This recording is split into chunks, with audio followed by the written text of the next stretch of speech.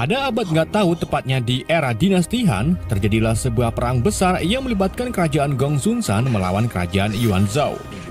Pada saat peperangan merebutkan wilayah tambak gurame tersebut, pasukan Gongsun-san yang dipimpin oleh Jenderal Liu Bei mulai kewalahan karena pasukan Zhao lebih banyak dari mereka.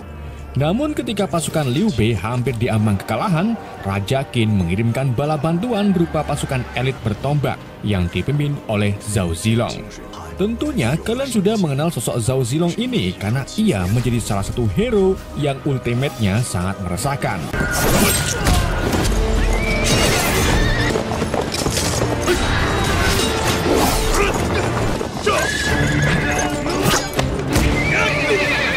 Zilong akhirnya berhasil memenangkan perang. Namun meskipun menang, Zilong kehilangan banyak sekali pasukan, dan yang paling membuat Zilong sedih yaitu ia kehilangan kakaknya. Setelah pertempuran, Zilong menggunakan kematian kakaknya untuk pensiun dari perang dan memutuskan hidup dalam pengasingan di desa Chengsen untuk memulai bisnis jualan kerupuk selondok. Singkat cerita, 7 tahun kemudian seorang gadis muda bernama Xiaofan muncul di desa Chengsen. Ia segera menuju ke rumah Zilong untuk membeli kerupuk selondok yang Zilong buat. Namun saat Xiaofan masuki rumah Zilong, ia dikejutkan dengan beberapa jebakan yang terpasang di sudut ruangan. Meskipun Xiaofan lincah dalam menghindar, tetapi ia akhirnya terkena jebakan yang membuat tubuhnya terangkat ke atas. Zilong kemudian muncul menyambut Xiaofan. Ia memberitahu Xiaofan bahwa dirinya sudah tidak lagi memproduksi selondok karena singkong di desa ini mulai langka. Setelah Zilong melepaskan jebakannya, terungkaplah bahwa Xiaofan ini merupakan salah satu anggota kuda putih yaitu pasukan Zilong. Zilong lalu bertanya mengenai sisa pasukan kuda putih. Xiaofan pun mengatakan bahwa pasukan Zilong hanya tersisa 6 orang saja termasuk dirinya. Tentu saja mendengar hal ini Zilong pun merasa sedih yang sangat bahagia. Zilong kemudian menjelaskan alasan dirinya memilih jalan pengasingan. Jadi sebelum kakaknya meninggal dalam pertempuran, ia meminta Zilong untuk merawat anaknya yang bernama Liang Er. Belum sempat bercerita panjang lebar, tiba-tiba Liang Er muncul dan memberitahu Zilong bahwa pasukan kerajaan Zhao yang dipimpin oleh Letnan Zheng mendatangi desa. Zilong lalu menemui Zheng untuk menanyakan alasannya datang ke sini. Zheng pun menunjukkan sebuah gambar wajah wanita yang diketahui milik wajah Xiaofan. Ia mengatakan bahwa wanita ini telah mengatur pembunuhan terhadap komandannya. Jadi kedatangan Zheng ke sini tentu saja untuk mencari Xiaofan dan menangkapnya. Si Zheng lalu mendekati Liang Er sambil menanyakan di mana Xiaofan berada. Tetapi Zilong menghalanginya yang membuat Zheng kesal dan akhirnya membuat serangan pedang ke arah Zilong. Serangan tersebut tentu saja dengan mudah ditangkis oleh Zilong. Bersama dengan itu, penjual kluban tiba-tiba mengatakan bahwa wanita yang ada di gambar baru saja memasuki rumah Zilong. Mendengar nama Zhao Zilong, Zheng pun memilih untuk mundur. Zheng kemudian menemui komandannya yang bernama Xiao Hoen di sebuah kuil. Zheng melaporkan bahwa wanita buruannya dilindungi oleh pemimpin pasukan kuda putih yang tentu saja itu Zilong. Mengetahui hal itu, Xia pun menyuruh Zheng menyiapkan pasukannya untuk memburu Zilong. Menyadari desa Chengsen tidak aman lagi, Zilong dan Xiaofan pun membawa Liang Er pergi melalui hutan bambu. Namun di tengah jalan, tiba-tiba Liang Er terkena anak panah yang ditembakkan oleh anak buah Komandan Xia. Xia lalu menantang Zilong yang katanya memiliki teknik tombak tak tertandingi. Ketika Liang Er meninggal, Zilong langsung mengambil tombaknya dan bertarung melawan Xia.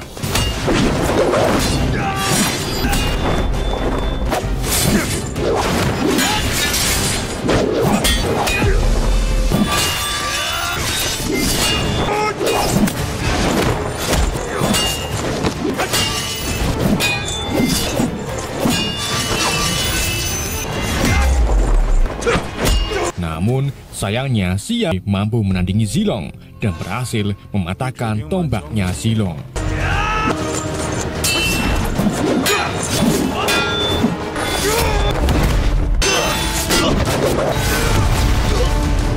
Ketika Zilong melemah, Xia meremehkan Zilong dengan tidak membunuhnya secara langsung dan malah membuangnya ke dalam jurang yang cukup dalam. Setelah itu, Xia ditetangi oleh anak buahnya yang telah berhasil menangkap Xiaofan. Keesokan harinya, kita diperlihatkan desa Chengshen yang sudah hangus terbakar. Di atas bukit, sekelompok bandit yang dipimpin oleh pria bernama Jiang Han mengamati desa tersebut. Ternyata, Jiang Han ini beserta anak buahnya ini merupakan mantan pasukan kuda putih yang dipimpin oleh Zilong. Sementara itu, Zilong yang ternyata masih hidup, ia dibawa oleh seorang dermawan bernama Pak Bagong yang telah menemukan Zilong di tepi sungai. Meski tubuhnya terluka parah, Zilong tetap ingin kembali ke desa untuk menyelamatkan warga. Namun Pak Bagong mengatakan bahwa desa itu sudah dibakar oleh pasukan Xia. Pak Bagong kemudian membawa Zilong ke sebuah desa nggak tahu namanya, yang mana desa itu dipimpin oleh mantan Jenderal Gong Sun San, yaitu Liu Bei. Saat berada di rumah makan, Zilong mengamati beberapa prajurit Liu yang sedang membicarakan kehebatan Jenderal Yun Chang yang juga merupakan adik Liu Bei. Di waktu yang sama, Liu Bei datang menjenguk Yun Chang. Pak Bagong pun segera menemui Liu dan menyarankan untuk merekrut seseorang yang terkenal tangguh, yaitu Zhao Zilong. Namun saat Pak Bagong menunjukkan Zilong, Zilong malah pergi dari ruangan. Liu pun segera mengejar Zilong dan akhirnya bertemu dengan Zilong di gang sempit.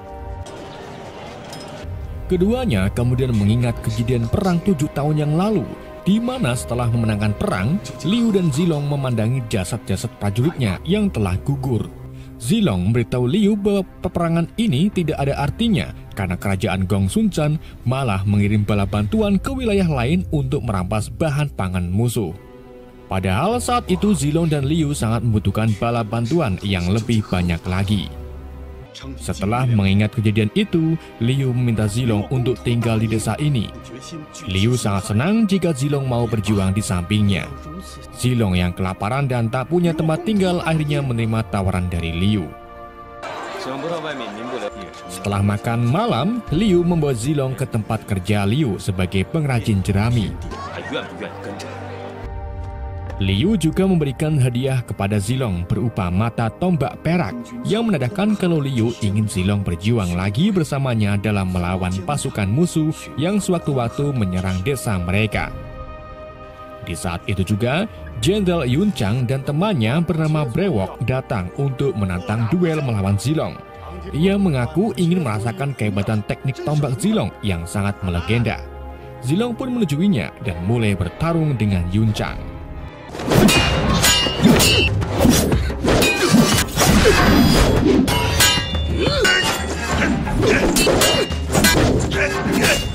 Pertarungan itu membuat Zilong, Yun Chang, dan Liu teringat dengan masa lalu mereka, di mana mereka pernah berjuang melawan musuh bersama-sama.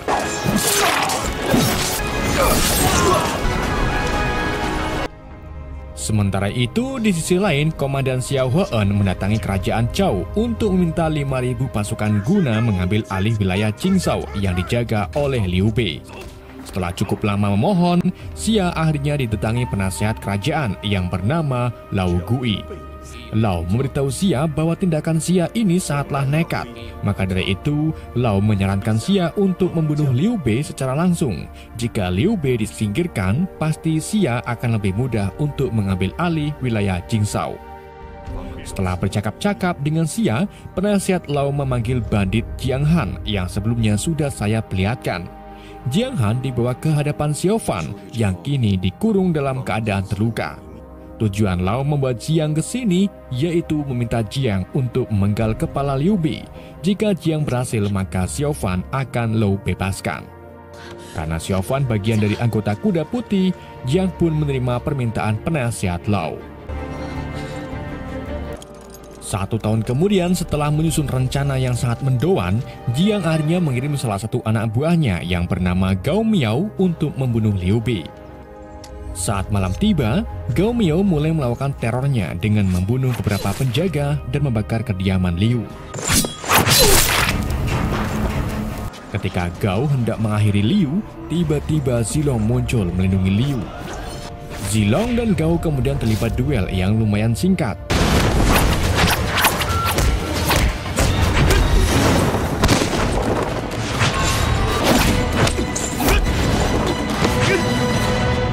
Setelah itu, Zilong menahan Gao dan memberitahu Liu agar mengampuni perbuatan Gao karena pada dasarnya Gao adalah rekannya yang pernah berperang membantu Liu. Setelah Liu mengampuni Gao, Gao membawa Zilong ke hutan, di mana di dalam hutan Zilong bertemu dengan Jiang Han dan mantan anggota kuda putih lainnya. Jiang Han lalu menunjukkan sebuah kotak yang di dalamnya terdapat kelapa Xiaofan. Ternyata penasihat Lao sudah memenggal kepala Xiaofan karena Jiang Han gagal dalam membunuh Liu. Hal itu tentu saja membuat Zilong sedih karena harus kehilangan satu rekannya. 4 tahun kemudian kita diperlihatkan Jenderal Xiao He'en yang kini sedang sakit-sakitan. Perdana Menteri Lao lalu memberikan kontribusi kepada Xia, di mana Lao akan memberikan 5.000 pasukan Cao kepada Xia untuk merebut wilayah Jingzhou. Sementara itu di hutan belantara, Liu Bei dan Zilong membawa warganya untuk pindah ke kota Danyang setelah tempat tinggal mereka berhasil direbut oleh pasukan Cao. Pada saat itu Liu Bei dan istrinya dikaruniai seorang anak laki-laki. Ketika Liu Bei dan Zilong sedang membicarakan perjalanan mereka sambil makan bubur, tiba-tiba salah satu penjaga tenda melihat sekelompok pasukan Cao. Namun saat kelompok itu mendekat, ternyata mereka bukan musuh, melainkan warga desa lain yang ingin mengungsi di bawah naungan Liu Bei. Meskipun memiliki banyak beban dan sedikitnya perbekalan, Liu dengan lapang dada menerima warga tersebut. Keesokan harinya, Liu Bei dan warganya melanjutkan perjalanan ke Danyang melalui lembah. Di tengah perjalanan, Brewok memberi Zilong sebuah senjata berupa tombak perak yang dibuat untuk melindungi para warga. Setelah Zilong menerima tombak tersebut, tiba-tiba pasukan Cao datang menyerang para warga.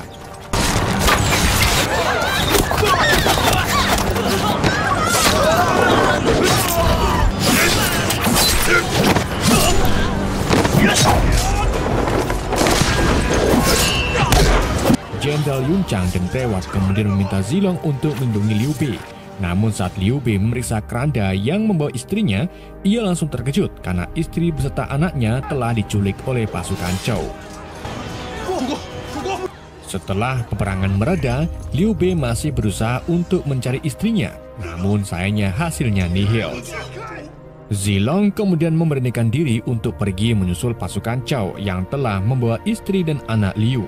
Liu pun mempercayakan Zilong dan meminta Zilong untuk tetap berhati-hati.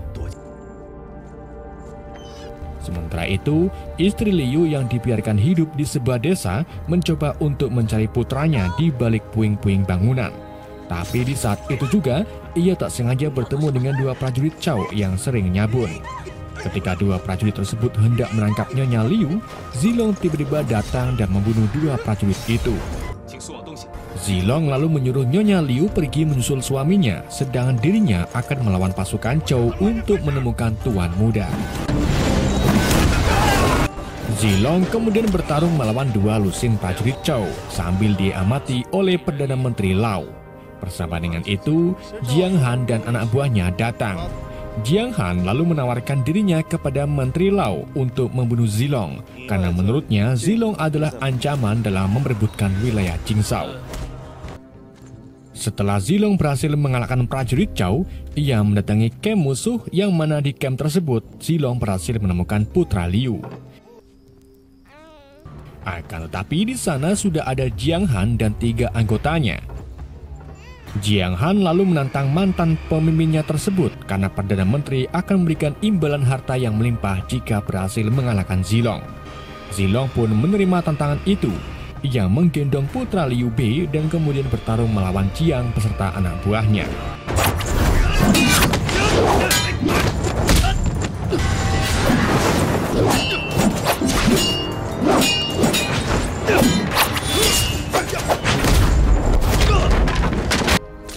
Saat Zilong mulai melemah, Jiang memberi tawaran kepada Zilong untuk membantunya membunuh Liu Bei.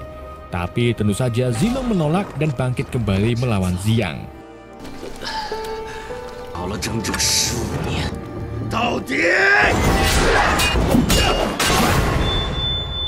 Zilong akhirnya berhasil mengalahkan Jiang yang membuat Jiang sadar bahwa Zilong masih memiliki jiwa kepemimpinannya.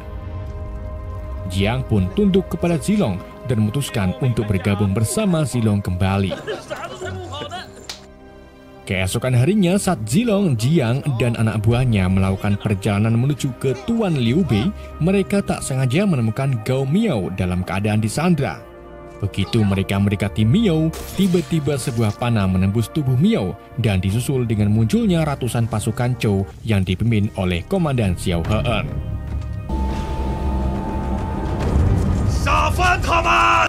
Tanpa mengepus turret terlebih dahulu, Zilong dan yang lainnya pun langsung menyerang para prajurit dengan sekuat tenaga.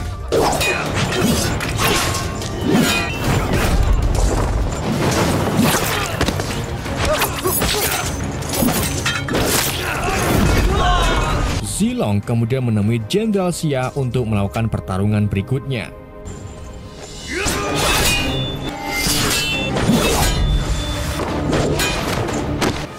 Dalam pertarungan kali ini, Zilong berhasil membuat Xia kewalahan. Xia pun memutuskan untuk mengeluarkan kekuatan aslinya. Ia membuka rompinya dan menunjukkan panu hitam yang ada di badannya. Setelah itu, Xia menyerang Zilong dengan kekuatannya yang ternyata bisa bergerak cepat layaknya Gusion.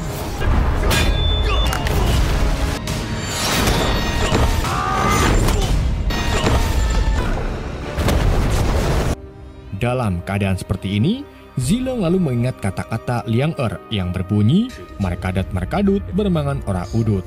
Zilong pun menjadi semangat. Ia bangkit kembali sambil diiringi roh ribuan pasukan kuda putih yang telah gugur.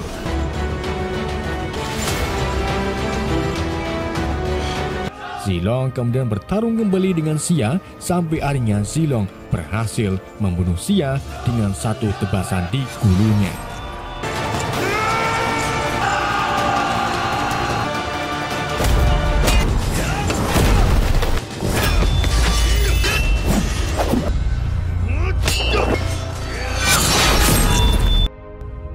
Akhirnya, peperangan itu dimenangkan oleh Zilong, namun yang selamat hanya Zilong dan putra Liu Bei saja. Sedangkan Jiang Han dan anggotanya gugur saat melawan prajurit Zhou. Zilong lalu melanjutkan perjalanannya sambil membawa tuan muda. Ia akhirnya bertemu dengan Liu Bei yang nampak bahagia melihat Zilong berhasil menyelamatkan putranya, dan film pun berakhir.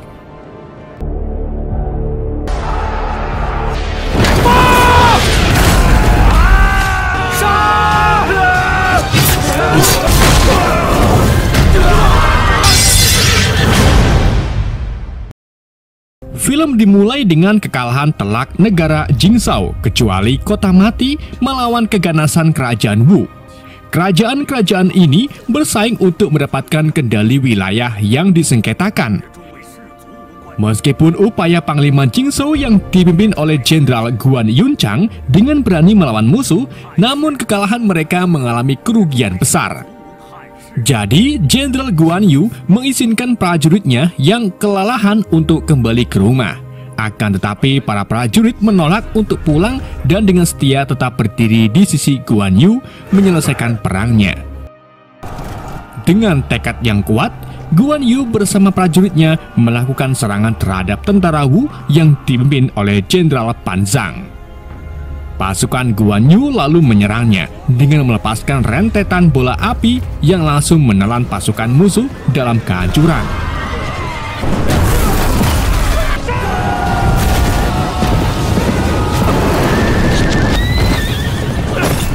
Kemudian, saat pasukan Wu menyerang balik, pasukan Guan Yu segera membuat pertahanan perisai untuk melindungi yang lain.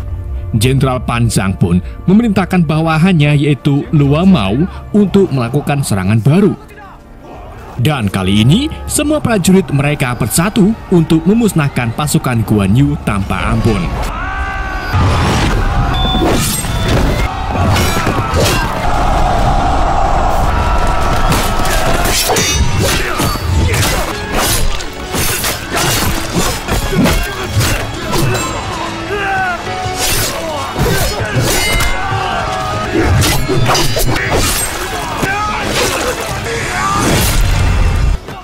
Alhasil, kini hanya sisa sedikit pasukan Guan Yu. Guan Yu dan putranya yaitu Guan Ping kemudian dikepung oleh ratusan pasukan Wu. Jenderal Pang Zhan juga membujuk Guan Yu agar menyerahkan pedang legendari Grand Dragon Crescent-nya, namun Guan Yu dengan tegas menolaknya. Karena hal itu, Pan Zhang pun marah dan membunuh Guan Yu serta putranya dengan serangan 10.000 anak panah. Kini, pasukan dari Guan Yu hanya menyisakan 2 yang selamat. Mereka adalah prajurit Guan Xing yang merupakan putra kedua Guan Yu dan paman Zhao Chang. Setelah kejadian ini, Guan Xing pun menyimpan dendam kepada Pan Zhang yang tak hanya merebut warisan ayahnya, tetapi juga menghancurkan seluruh keluarga mereka. Sambil mengenang masa lalunya bersama sang ayah, Guan Xing bersumpah akan menghancurkan Pan Zhang. Ia lalu meminta izin ke para tetua Jingzhou untuk meluncurkan serangan pada Pan Zhang. Karena khawatir, penasihat kerajaan yaitu Liu Bei pun meminta Guan Xing agar melakukan balas dendam di waktu yang tepat dan menunggu momen yang pas. Namun amarah Guan Xing yang ngebu tetap mengambil keputusan untuk menyerang Pan Zhang secara sembunyi. Di tengah malam, Guan Xing berencana untuk menjelajahi wilayah Wu. Namun tiba-tiba ia dihentikan oleh Paman Zhao Chang dan berakhir saling tonjok. Paman Zhao pun memberinya pelajaran penting agar Guan Xing sadar akan keterampilan bertarungnya yang sangat kurang, apalagi ia berniat untuk balas dendam ke Pan Zhang. Jadi alhasil, Guan Xing pun mulai melakukan pelatihan bela diri secara ketat. Namun meskipun Guan Xing mengarahkan upayanya untuk mengasah keterampilannya, tapi emosi Guan Xing masih belum terkontrol. Dan setiap ia mabuk, Guan Xing selalu membuat keributan di desa. Tapi di sisi lain, Guan Xing ini ternyata secara sembunyi-sembunyi menyusun peta strategis di mana ia mencari jalan-jalan terselubung agar penyerangannya tidak diketahui oleh musuhnya. Sementara itu, Pan Zhang sedang melakukan latihan menggunakan pedang legendari Grand Dragon Crescent milik Guan Yu. Namun pelatihannya terhenti karena Luo Mao membawa berita kalau kerajaan Jingzhou sedang mempersiapkan serangan yang akan datang. Namun Pan Zhang terlihat tak peduli dan tidak takut sama sekali. Beberapa hari kemudian, Zhao Chang mendiskusikan dengan Liu Bei tentang strategi mereka untuk merebut prajurit tambahan agar kekuatan mereka meningkat. Di saat melakukan perekrutan, salah satu peserta wanita bernama Fan Ling yang terlihat tangguh juga pernah merasa terpuruk karena orang tuanya mati secara tragis di tangan Pan Zhang. Fan Ling lalu bertemu dengan Guan Xing yang ditahan oleh penjaga karena kembali membuat keributan. Alhasil, Guan Xing pun memberikan peta yang sudah ia gambar ke Fan Ling agar disampaikan ke Liu Bei dan Zhao Chang. Karena tekad Guan Xing sampai niat membuat peta tersebut, Liu Bei pun mengizinkan Guan Xing untuk bergabung perang yang akan datang.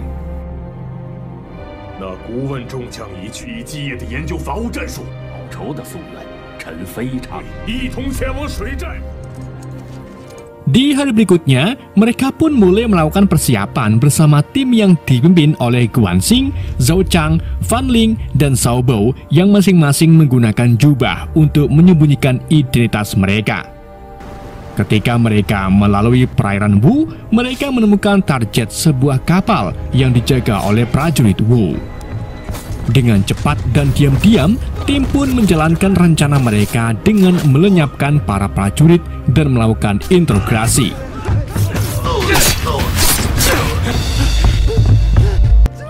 Salah satu prajurit lalu mengungkapkan lokasi pintu gerbang menuju ke desa penghasil air. Setelah diancam, prajurit itu lalu bersedia membawa mereka masuk dan menyamar sebagai kurir yang mengantarkan barang untuk Pan Zhang.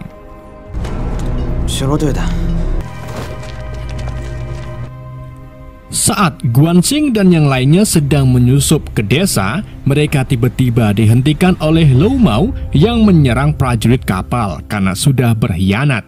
Sementara Guan Xing serta yang lain berhasil melarikan diri. Dalam keadaan mendesak ini, mereka lalu bersembunyi dan membuka kotak paket yang ternyata berisi senjata. Mereka pun menggunakan kesempatan ini untuk mengambil senjata tersebut.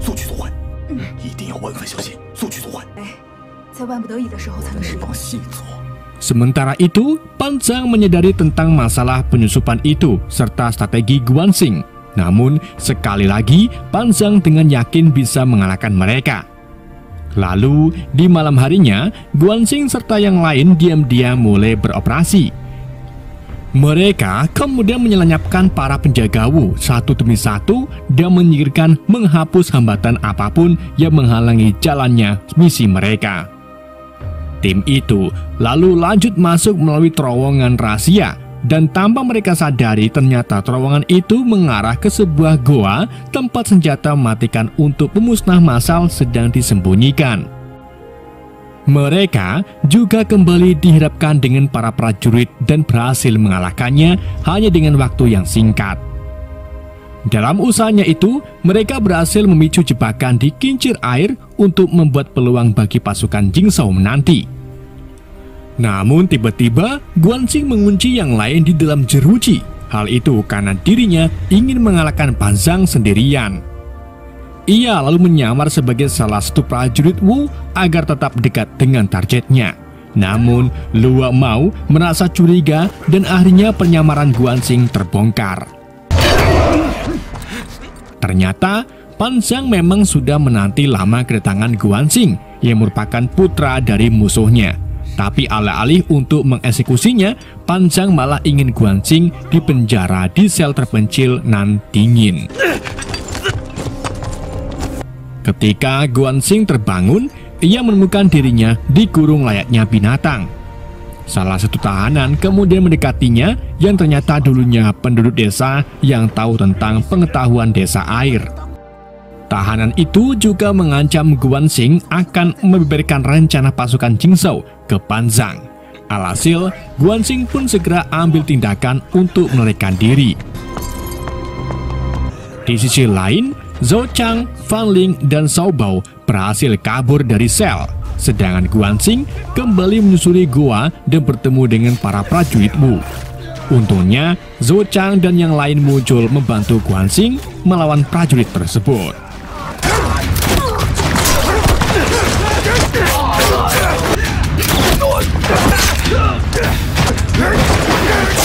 Setelah mengalahkan para prajurit, Guanxing mengungkapkan kalau Pan Zhang sebenarnya sudah tahu rencana mereka dan sudah menantikan perang antar mereka terjadi. Di tengah percakapan mereka, prajurit Wu yang lain kemudian muncul lebih banyak. Zhou Chang pun dengan gagah berani mengorbankan dirinya untuk menghadapi musuh-musuh tersebut, sedangkan yang lain menggunakan kesempatan ini untuk kabur. Alhasil, Zhou Chang pun dikeroyok habis-habisan dan meninggal akibat beberapa tusukan pedang dari musuh.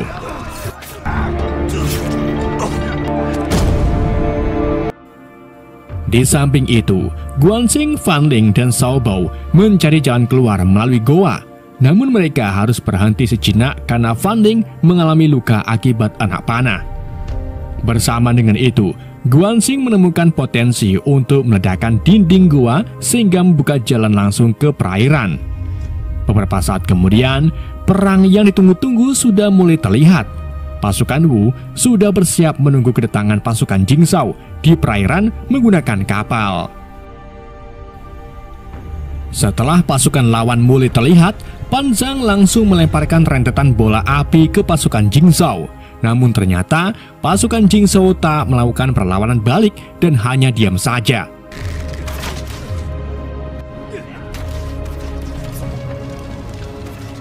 Ternyata Guanxing diam-diam merubah rencananya beberapa jam sebelum mereka melakukan serangan.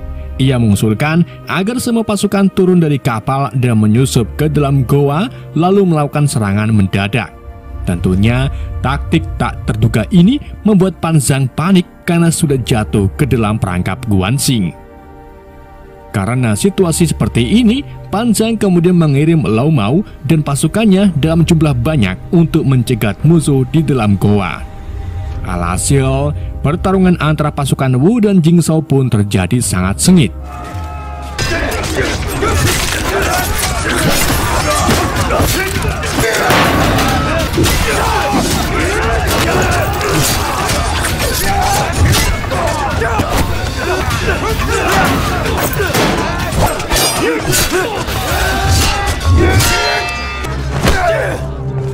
Tapi setelah pertempuran panjang itu, pasukan Jingzhou berhasil mengalahkan musuh dan langsung menembus benteng terakhir, di mana Pan Zhang malah memilih pergi mencari perlindungan. Sementara para prajurit mereka sedang berperang, Guanxing pun segera mengejar Pan Zhang yang bersembunyi di balik dedaunan lebat. Duel antara keduanya pun semakin intens, apalagi Pan Zhang menggunakan pedang legendari milik ayah Guanxing.